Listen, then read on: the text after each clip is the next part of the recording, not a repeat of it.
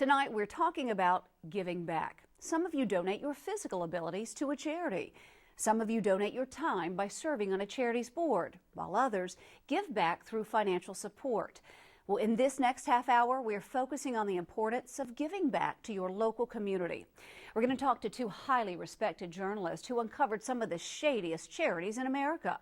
We're going to show you who is helping monitor local charities, and we'll also tell you what you need to know before you give your time or your money to a charity. To give or not to give? It's tonight's topic on our Issues Tampa Bay.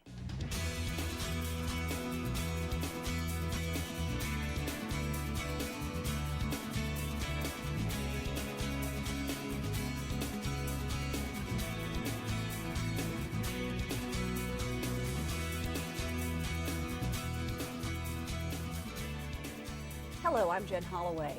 Thanks to the hard work of two dedicated reporters from the Tampa Bay Times, some alarming statistics revealed millions of dollars in donations were being misspent and not going to where the donors intended. Chris Davis and Chris Hunley join us now. Your series titled America's Worst Charities, an amazing series of articles. You truly opened up a lot of people's eyes as to where their money goes. First of all, congratulations on the series. You did a fantastic job. That was a lot of work and effort. What inspired this series of articles? You know, we started looking at charities much more closely after we had a local case of a veterans charity that our reporters exposed as basically being a sham. They had raised millions of dollars in donations, but they hadn't been spending anything on charity. And it turns out a lot of that money was going to political parties because the guy who created the charity was just steering the money there. And so we started asking the question, how many charities like this are there? How many charities are raising money and the money's not getting to the places they say it's going? And in regards to the amount of dollars that are being quote-unquote wasted or not being directed to where the donors think they're going, what's your estimate on what's being misspent? Well, we looked at 10 years worth of IRS filings by the 50 worst charities, and they had raised $1.35 billion over 10 years. Wow. And $1 billion of that was kept by the fundraisers. So $1 billion of donations never got to the cause that people thought they were giving to. Wow, that's amazing. I was shocked by those numbers. That is a lot of money. We were as well. When you added it up, it was real money.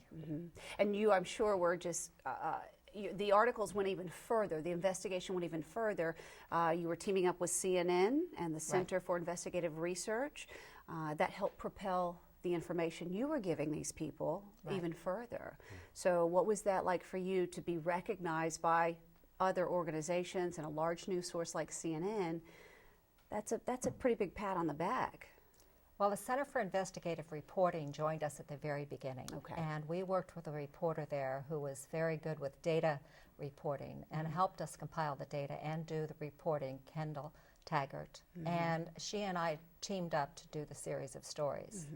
And then as we were coming to a conclusion, CNN showed an interest in several of the stories. That's great. And then did a couple of shows on them.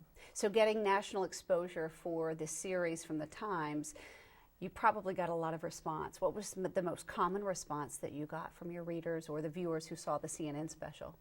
You know, there were a lot of people who were shocked basically by what we were reporting.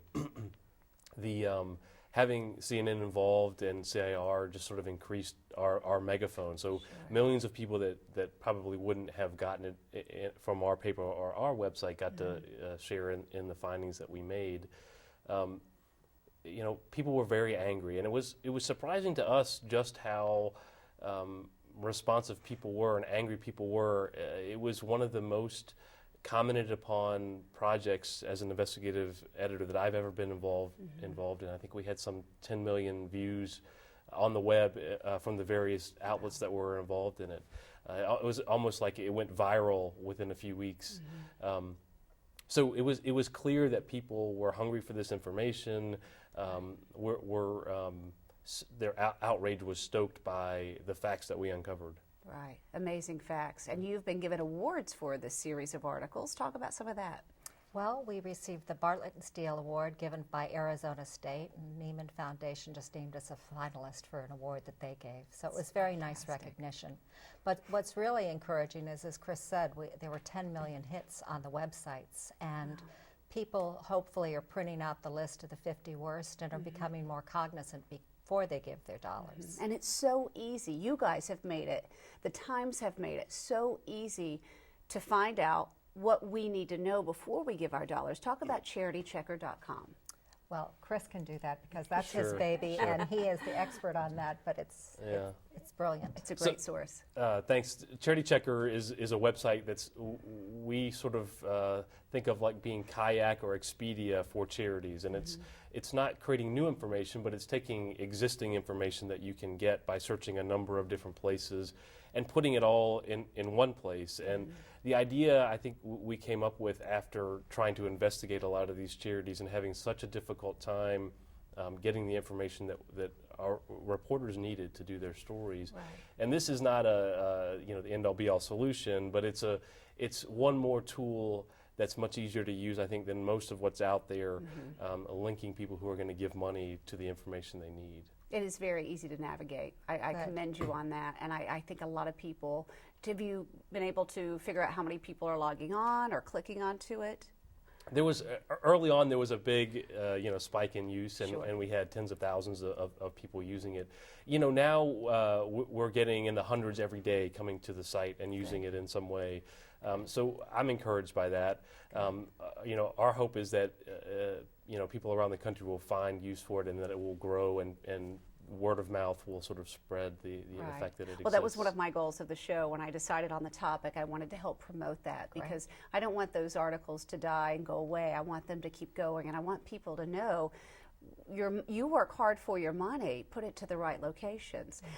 Last but not least, let's talk about Kids Wish Network. They were #1 on the 50 worst list. Have they changed their ways? Have they responded?